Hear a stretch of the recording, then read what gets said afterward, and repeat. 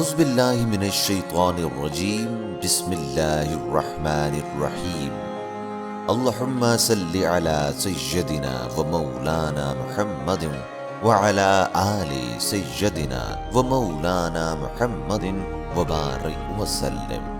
وصال۔ جستجو جس گل کی تڑپاتی تھی اے بلبل مجھے، خوبی قسمت سے آخر مل گیا وہ گل مجھے۔ خود تڑپتا تھا چمن والوں کو تڑپاتا تھا میں، تجھ کو جب رنگین ہوا پاتا تھا شرماتا تھا میں۔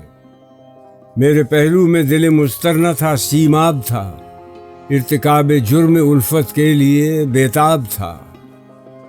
نامرادی محفل گل میں میری مشہور تھی، صبح میری آئینہ دار شب دیجور تھی۔ از نفس در سینہ خون گشتہ نشتر داشتم، زیر خاموشی نہاں غوغائے محشر داشتم۔ اب تأثر کے جہاں میں وہ پریشانی نہیں، اہل گلشن پر گراں میری غزل خوانی نہیں۔ عشق کی گرمی سے شعلے بن گئے چھالے میرے، کھیلتے ہیں بجلیوں کے ساتھ اب نالے میرے۔ غازۂ الفت سے یہ خاک سیاہ آئینہ ہے، اور آئینے میں عکس ہمدم دیرینہ ہے۔ قید میں آیا تو حاصل مجھ کو آزادی ہوئی، دل کے لٹ جانے سے میرے گھر کی آبادی ہوئی۔ ضو سے اس خورشید کی اختر میرا تابندہ ہے، چاندنی جس کے غبار راہ سے شرمندہ ہے۔ یک نظر کر دی و آداب فنا آموختی، اے خنک روزے کے خاشاک مرا واسوختی۔ وصال۔ پہلا حصہ 1 سے 5۔ معنی: گل پھول مراد محبوب، بلبل مراد ہمدم دوست، سینہ خون گشتہ خون سے لبریز سینہ، غوغائے محشر قیامت کا شور۔ مطلب اس نظم میں اقبال پھول کی رعایت سے بلبل کو مخاطب کرتے ہوئے کہتے ہیں کہ جس طرح تو پھول کے لیے مضطرب اور بے چین رہتا ہے، اپنے محبوب و مطلوب کے لیے بھی اسی طرح مضطرب رہا ہوں۔ یہ میرے مقدر کی خوبی ہے کہ اب میرا مطلوب مجھے مل گیا ہے۔ اس کے ہجر میں تو میں خود بھی تڑپتا رہتا تھا اور اپنے اشعار کے ذریعے دوسروں کو بھی مضطرب اور بے چین رکھتا تھا۔ محبوب کے وصال سے قبل میرے پہلو میں دل کی کیفیت پارے کی مانند تھی جو ہر لمحے تڑپتا رہتا تھا۔ یہی نہیں بلکہ میرا دل ہمیشہ اپنے محبوب سے ملنے کے لیے بے قرار رہتا تھا۔ ان دنوں احباب میں میری نامرادی کا چرچا عام تھا، یہاں تک کہ میری صبح بھی اندھیری رات کی مانند تھی۔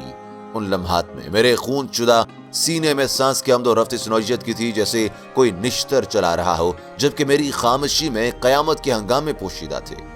زیر تشریح نظم کی تفصیل میں جانے سے قبل اس امر کی واضح طور پر نشاندہی کر دی گئی تھی کہ بلبل جو پھول پر اپنی جان نچھاور کرنے پر آمادہ رہتی ہے، جب اس کی جدائی کی کرب سے آشنا ہونے سے اس کا ملاپ پھول سے ہوتا تو کس کی کیفیت سے دوچار ہوتی۔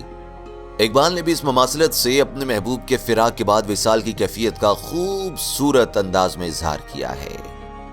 دوسرا حصہ معنی: غازہ یعنی پاؤڈر۔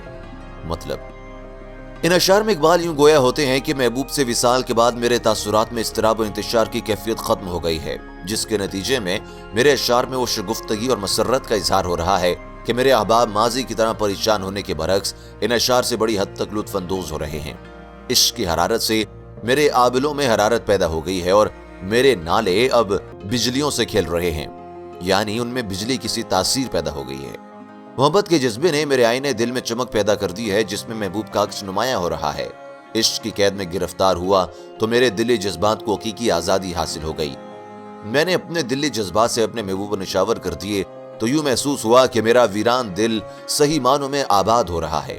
یہ وصال ایک ایسے خورشید کی مانند ہے جو میرے جذبات کے ستاروں کو روشنی اور تابندگی عطا کر رہا ہے، اور جس کی راہ میں سرگرداں غبار کے سبب خود روشنی بھی شرمسار ہو رہی ہے۔